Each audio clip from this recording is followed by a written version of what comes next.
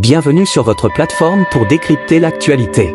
Plongez au cœur des grands débats politiques, sociaux, économiques et culturels qui façonnent notre monde. Ici, chaque sujet compte, chaque opinion est entendue.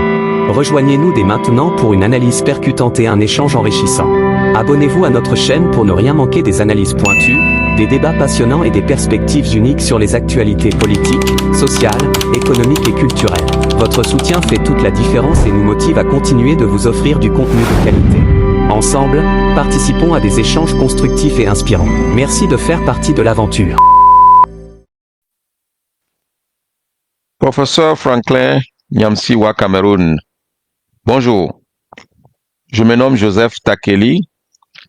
Je voudrais tout d'abord vous souhaiter une bonne année 2025, beaucoup de santé et surtout que vous gagnez le procès contre le Gentard de Paris. Je parle de Emmanuel Macron qui vous mène la vie dure depuis un moment. Nous sommes derrière vous, nous supportons votre combat et tenions quand même à dire que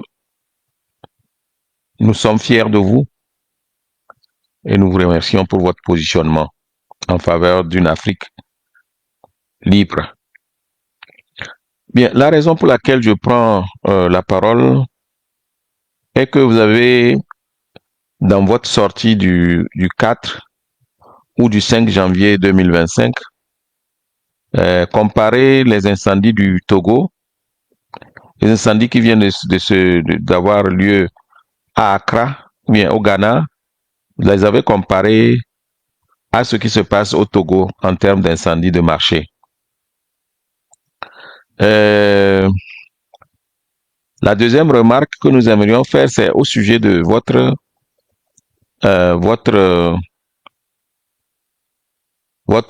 qualification, ou bien comment vous qualifiez les actions de Faure Gnassingbé par rapport aux États de l'AES. Bon, nous tenions à faire ces deux remarques-là et nous pensons que ça va aider plus d'un. Alors, tout d'abord, nous voulons vous dire de faire attention à ne pas assimiler des choses qui ne sont pas assimilables.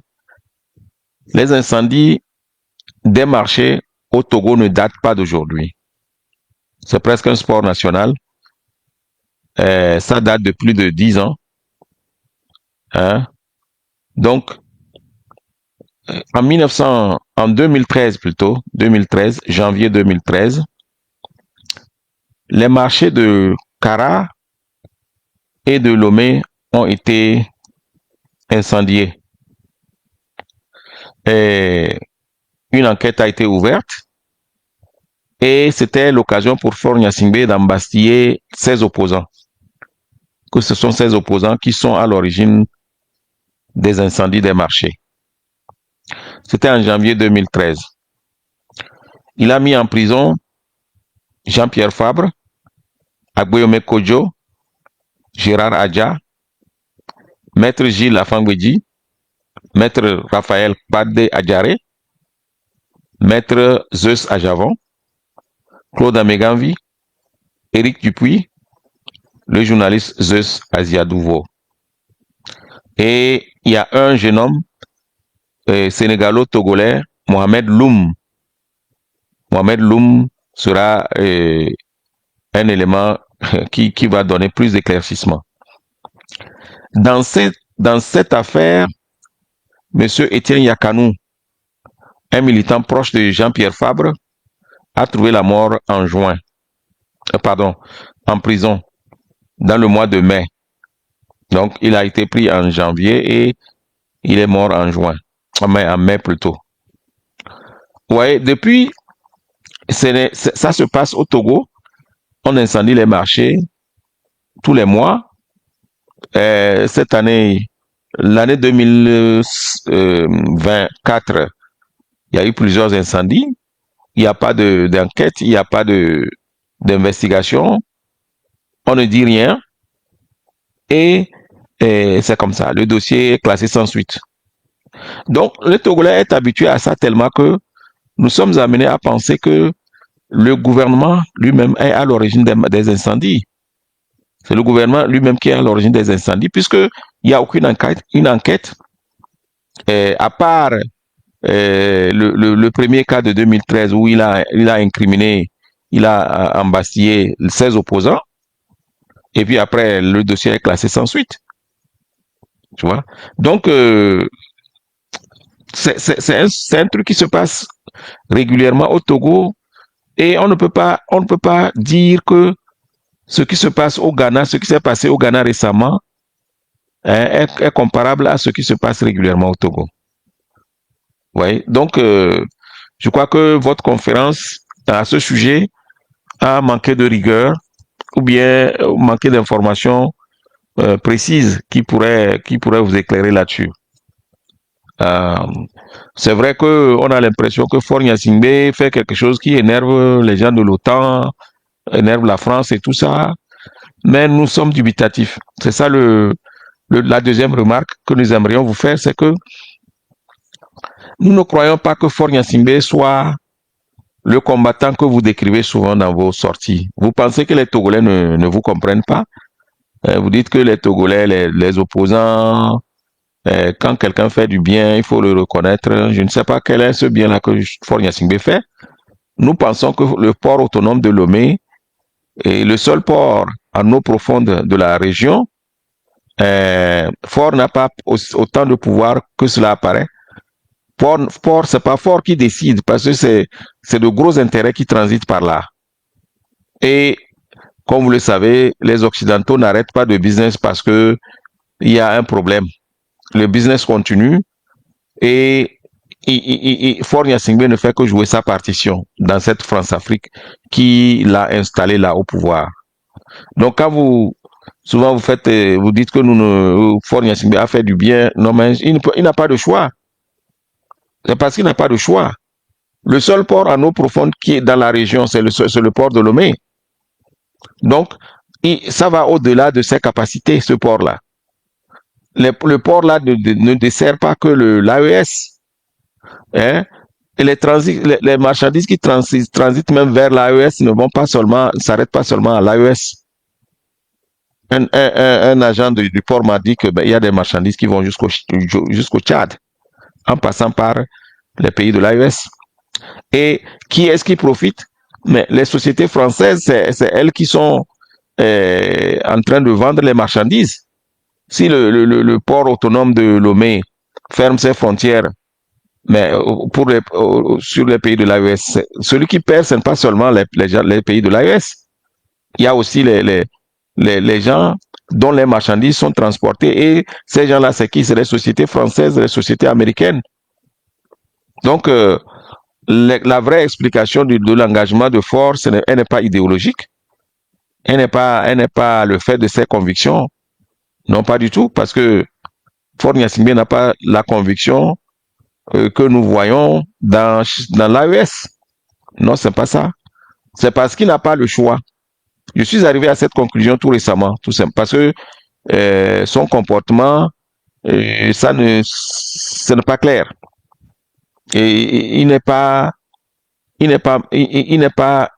en position de décider que le port là peut être fermé. C'est pas vrai. C'est pas possible. Parce que le port autonome de Lomé est le seul port en eau profonde et beaucoup de choses transitent par là. Beaucoup de choses. Je crois qu'à part le port de Lomé, le plus proche, c'est le port du Maroc, non, de Rabat. Donc, Faure Gnassingbé n'a pas autant de conviction que ça. Ce n'est pas par conviction qu'il fait ce qu'il fait là. C'est vrai qu'il gagne, mais il ne gagne pas plus que ceux dont les marchandises sont transportées, c'est-à-dire les firmes occidentales qui livrent les marchandises à travers le port autonome de Lomé. Donc, je crois que cet argument-là, qui tend à présenter Faure Gnassingbé comme quelqu'un qui est en train de faire du bien à l'AES, cet argument-là n'est pas très fort. Il n'est pas très fort. Bon. Maintenant, souvent quand vous parlez, vous dites les Togolais doivent être contents que Faure Gnassingbé pose ce genre d'acte. Oui, le Togolais n'est pas contre Les Togolais ne sont pas contre le fait que Faure Gnassingbé ouvre le port, permet que les pays de l'AES profitent du port autonome de Lomé. Parce que les Togolais comprennent que les pays de l'AES sont les seuls qui luttent effectivement contre l'impérialisme français. Les Togolais savent que c'est l'impérialisme français qui a installé Faure Gnassingbé au pouvoir depuis le 13 janvier 1963. Donc celui qui combat la France fait le combat des Togolais. Nous le savons, c'est pour ça que nous sommes d'accord et nous avons déjà écrit en disant Faure Gnassingbé, et le seul service que Faure Gnassingbé aura rendu à l'Afrique, c'est d'avoir permis que les pays de l'AES profitent du port autonome de Lomé. Mais est-ce que cela veut dire que les gens de l'AES ne doivent pas savoir parler, nous parler? Non. Est-ce que cela donne le droit aux États de l'AES, à leurs radios et à leurs activistes, de manquer de respect aux Togolais? Certains disent, pour expliquer que, bon, ils se foutent pas mal de ce que nous ressentons. Ils disent que les États n'ont que des intérêts. Alors là, on leur pose la question, quel État? Vous êtes des États qui cherchez votre intérêt au détriment de l'intérêt des Togolais? Donc cela veut dire que ce que vous faites là-bas, ce n'est pas panafricain. Vous voyez? Donc, il y a des gens comme ça qui parlent, et nous trouvons qu'ils parlent en désordre. Le premier ministre Kokala Maïga, qu'on respecte bien, a cru devoir faire un discours laudateur pour vanter Faure Gnassingbé et remonter à son papa pour dire des choses qui énervent le Togolais. Et ça, je pense que on n'a pas besoin de ça. Vous n'êtes pas obligé de faire des discours laudateurs pour encenser un Faure Gnassingbé. Si vous êtes en train de faire un combat panafricain, effectivement, vous devez penser aux populations togolaises aussi.